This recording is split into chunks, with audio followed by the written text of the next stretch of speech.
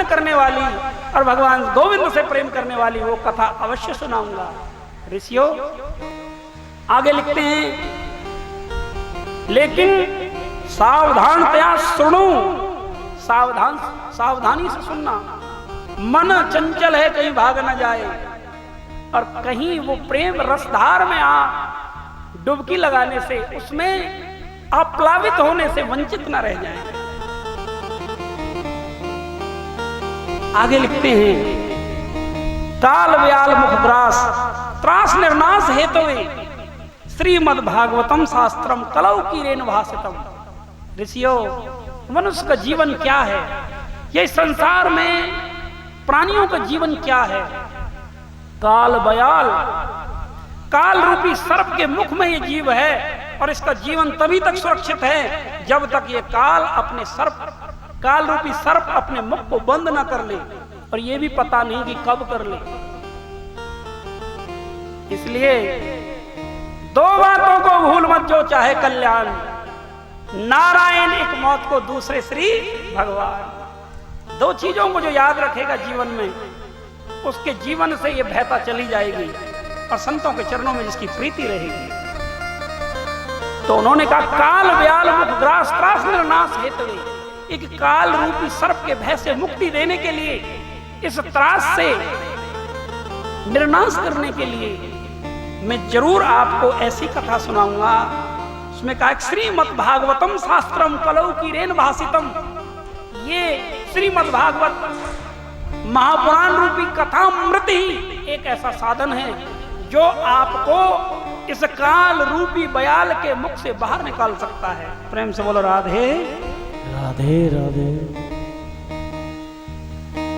कहने लगे, हे ऋषियों, शांति से मेरुदंड सीधी करके बैठिए।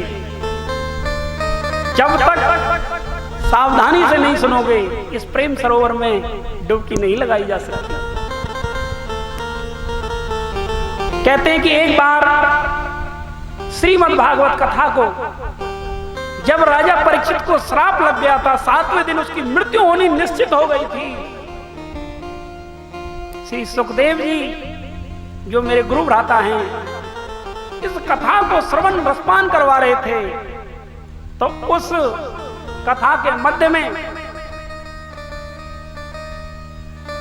देवतागण अमृत के कलश लेकर श्री सुखदेव जी से कहते हैं कि सुखदेव स्वामी, इस अमृत के कलश को तो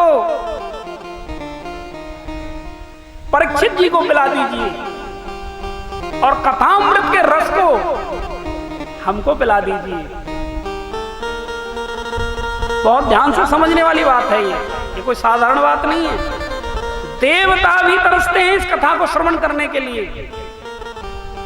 हंसने लगे श्री सुखदेव स्वामी, कहने लगे, आप में पात्रता नहीं है। क्यों? कि श्रद्धा पूर्वक बैठकर स्वस्मिन दीनंद भावना, दीन भावना से कथा श्रवण करते तो मैं जरूर आपको सुनाता, क्योंकि आप में अभिमान है देवत्व का। आपके पास अमृत है, और अमृत है क्या? जब तक तुम्हारे पुण्य कर्म हैं, तुम देवता के पद पर हो, इसको पी सकते हैं। लेकिन जैसे ही तुम्हारे पुण्य कर्म समाप्त हुए, तुम क्या करोगे? इस मानवेतर योनियों में जाओगे, और ये फिर अमृत कोई काम नहीं करेगा। इधर मेरे ये कथामृत है, ये सीधे मेरे गोविंद से मिलाने वाली है। इसलिए उनको भक्ता जानकर उनका उपहास किया और कह दिया, तुम इस लायक नहीं हो, जाओ इस अपने अमृत, देव अमृत को किसी और को पिलाना, तुम इसके लायक नहीं हो, क्योंकि तुमने मेरे इस कथा की तुलना इस साधारण से अमृत से की है। ये कथा अमृत तो गोविंद से मिलाने वाली है। अब देवता ब्रह्मा जी के पास जाते हैं। ब्रह्मा जी से कहते हैं, देवादिदेव ब्रह्मदेव, देखो इस नंगे बाबा ने, श्री सुखदेव ने, ये पता नहीं अपने आप को क्या समझता है, इन मनुष्यों को कथा श्रवण करवा रहे हैं, लेकिन हम जैसे देवताओं को कथा रसपान नहीं करवाया। तो ब्रह्मा जी कहते हैं ऐसा इस कथा में क्या है? थोड़ी देर बाद देखते हैं कि एक विमान वहां से गुजरता है। श्री सुखदेव जी की कथा से ये परीक्षित अपने दिव्य रूप को प्राप्त करके, चतुर्भुज रूप में गोविंद के रूप को प्राप्त करके वैकुंठ धाम जा रहा था। कह रहे बाप रे, ये क्या हुआ? इसको तो मृत्यु का भय था, मृत्यु इसकी निश्चित हो गई थी, लेकिन कैसे ये परम पद को प्राप्त हुआ? तब स्वर्ग में, ब्रह्मलोक में ब्रह्मा जी तराजू लेकर तोलते हैं। एक तरफ सारे ग्रंथ रखे होते हैं और एक तरफ मेरी श्रीमद् भागवत एक पल्ले में रख देते हैं। यहाँ गोविंद विराजमान हो, यहाँ भगवान एक पल्ले में तुल जाएं, कोई भला उनसे भारी हो सकता है? ये संकेत दिया श्री सुखदेव स्वामी ने, जो अपने हृदय में इस गोविंद को प्रकट कर लेगा संतों की कृपा से, दुनिया में कोई उसको हराने वाला नहीं है। मृत्यु भी उससे कांपेगी। मृत्यु उसी दिन होगी जिस दिन एक भक्त को उसके जीवन में भगवान का वो प्रेम मिल जाएगा।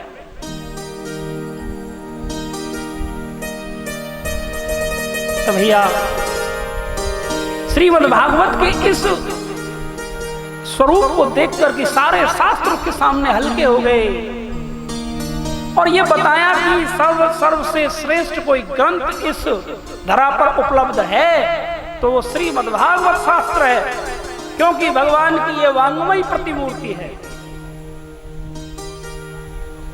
इसके बाद लघुरन्यानि जातानि गौरवेन इदं महत्, लघु रूप हो गया और शास्त्र हल्के हो गए। अब कहते हैं कि ऋषियों, भागवत कथा की सप्ताह ज्ञान विधि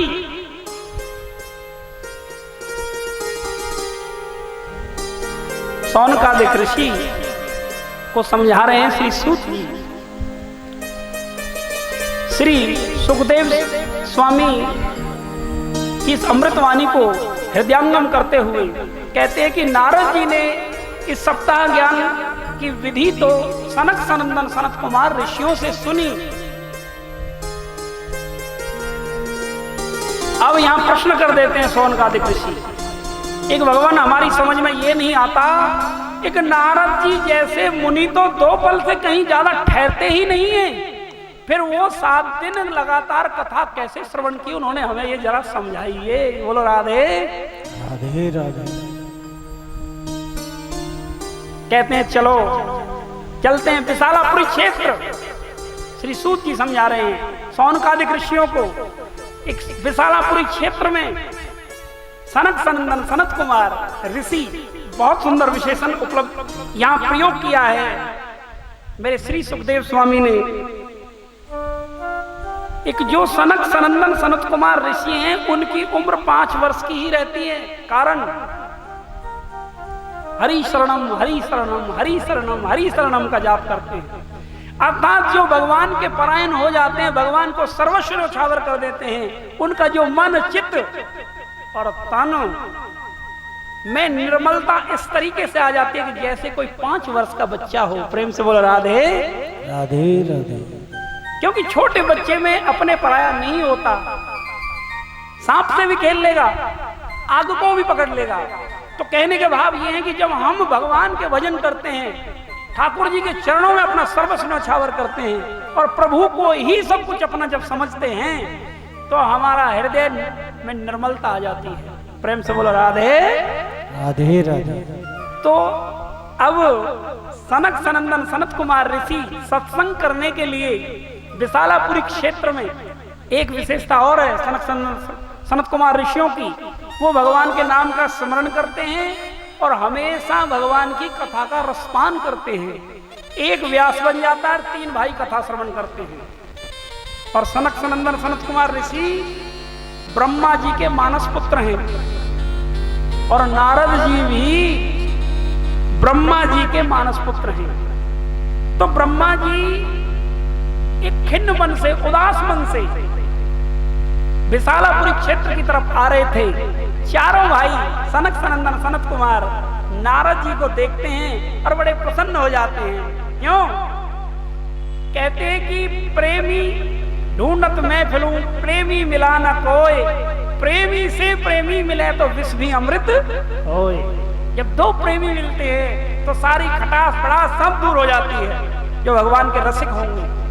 और जो प्रेमी ही नहीं है तो गांठ बहुत लगाए रखेंगे अपने हृदय में, भजन नहीं कर पाएंगे। प्रेम से बोलो राधे राधे राधे राधे राधे। तो देखो करंट मिलेगा तुम्हें राधे राधे बोलने से।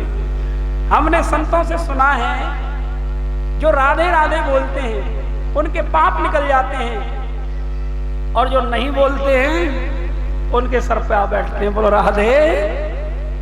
अब ये आपकी मर्जी है, बोलो या मत बोलो, हमने संतों से ऐसा श्रवण किया है। तो भैया श्रीमद् भागवत कथामृत का रसपान करते हुए बहुत ही दीन चिंतातुर अवस्था में श्री सुखदेव जी यहाँ वर्णन करते हैं सूत जी के माध्यम से। सनक सनंदन सनत कुमार ऋषि देखते हैं और कहते हैं, जैसे ही नारद जी को देखा और पास में आए और नारद जी एक प्रश्न कर देते हैं, कथम ब्रह्मदीन मुखो कुत चिंतातुरो भवान त्वरितम गम्यते कुत्र कुतश्च गमनम काल। हे ब्राह्मण, तुम्हारा ये मुख उदास कैसे है? कहते हैं कि कथम ब्रह्मदीन मुख कुत चिंतातुरो भवान, आपका मुख ये चिंतातुर कैसे है? अर्थात यदि संतों का मुख इस तरीके से होगा चिंताओं में, तो ये जीव कहां जाएंगे? अपने हृदय की इस अग्नि को शांत करने के लिए ये जीव संतों की शरण में जाते हैं, और संत ही, आप जैसे परम संत ही इस तरीके से उदास रहेंगे, तो भैया जीव कैसे कल्याण को प्राप्त?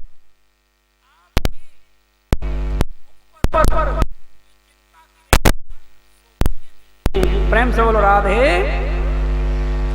इदानी शून्य चित्तो असि गतवित्तो यथा जने। आप तो ऐसे परेशान और दुखी है कि जैसे किसी निर्धन का धन लुट गया हो, लेकिन संतों का धन तो भगवान का भजन है।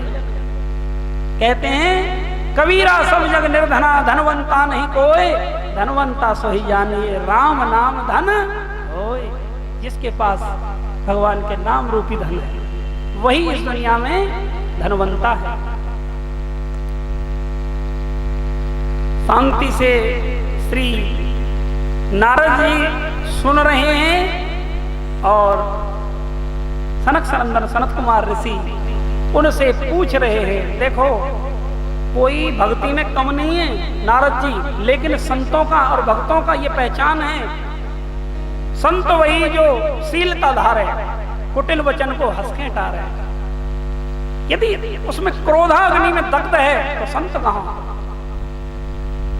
सुखदेव स्वामी की इस वाणी को पुष्ट करने के लिए बाबा तुलसी की कलम रुकी नहीं और लिख दिया है, शील स्वभाव दया जिनके वो साधु संत कहावत है, गुणवान पुरुष की रीत यही फल लागत डाल नवावत है, उगटा न काट नवे कबहू सटके घट ज्ञान न आवत है।